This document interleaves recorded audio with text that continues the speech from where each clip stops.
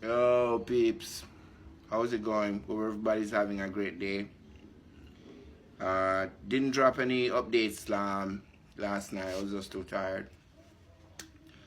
So this beef between African Americans and Africans,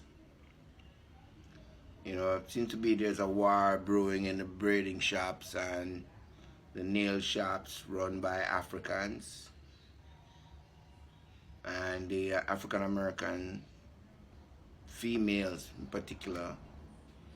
So there's some dude in the middle of it are completely upset with the Africans because they say that they're not treated correctly, which is probably just basically customer service. That's what I'm going to chalk it up to. The Africans can be a little bit brash, show off if you want to call it, and to be honest with you, it's not even so much personality wise. It's more like it's culture wise. They have that kind of a thing about them. But regardless of the reason, instead of starting a culture war, because we definitely have, particularly at this point in time, we definitely have more important things to fight and boycott. Instead of just starting a culture war against all Africans, just basically find another shop.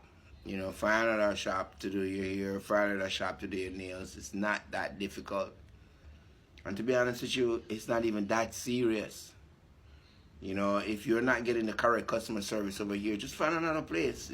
Even me talking about this right now just sounds so completely ridiculous. And because the person you're doing business with, because their customer service is poor, that doesn't mean that you should start saying, okay, I'm not from Africa.